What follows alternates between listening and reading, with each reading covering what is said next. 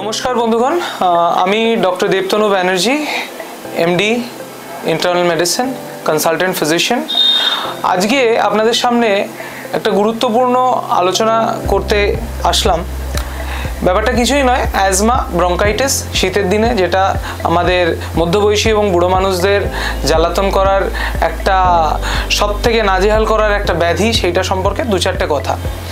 প্রথম কথা, এটা কি শুধু বুড়ো মানুষদের হয়? না, অ্যাজমা ছোট বাচ্চাদেরও হতে পারে। শুধু শ্বাসকষ্ট, হাঁপানি না, শুধু শুকনো কাশি নিয়েও আসতে পারে। আমরা তাকে বলি কাফ ভেরিয়েন্ট অ্যাজমা। জেনারেলি শীতকালের দিকে বেশি পাবেন, রাত্রিবেলায় এবং ভোর সকালবেলায়।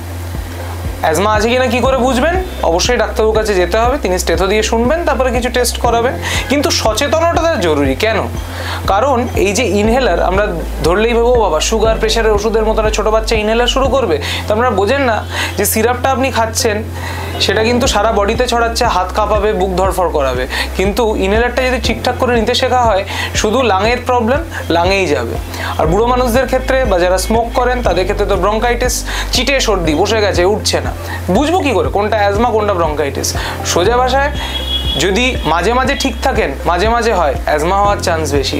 আর যে হাঁপানি, যে শ্বাসকষ্ট, যে বুকে চেপে ধরে থাকাটা যাচ্ছেই না, টানা 3-4 মাস থেকেই যাচ্ছে, বছর বছর এরকম হয়ে যাচ্ছে, সেটা হয়তো ব্রঙ্কাইটিসের দিকে। আর তার সঙ্গে যদি সিগারেট বিড়ি খাওয়ার অভ্যেস থাকে, তাহলে সিওপিডি এমফাইজেমার চান্সটা বেশি। সেই ক্ষেত্রেও ইনহেলার, তবে সবার চিকিৎসা এক নয়। সেই ক্ষেত্রে ইন্টারনাল মেডিসিন বা পালমোলজির বিশেষজ্ঞ ডাক্তারবাবুর কাছে গিয়ে ট্রিটমেন্ট নিতে হবে। ইনহেলার নেওয়ার পরে যদি তাতে স্টেরয়েড থাকে, দয়া করে গলাটা ভালো করে গার্গল বা কুলুকুচি করবেন। এবং 65 বছরের ওপরে আমাদের যে দাদু দিদারা আছেন, প্রত্যেক বছর ইনফ্লুয়েঞ্জা এবং 5 বছর অন্তর নিউমোনিয়া ভ্যাকসিনেশন অবশ্যই নেবেন। যারা ডায়াবেটিক, কিডনি রোগী, তারা 18 থেকে 65-তেও কী নেবেন সেইটা স্পেশালিস্ট ডাক্তারবাবুদের যোগাযোগ করবেন।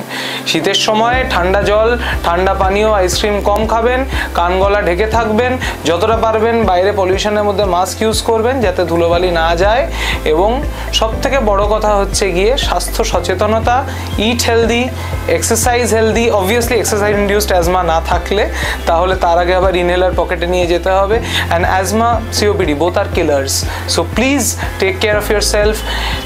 সুস্থ থাকুন, সুস্থ বাঁচুন এবং সবার মুখে হাসির কারণ হন।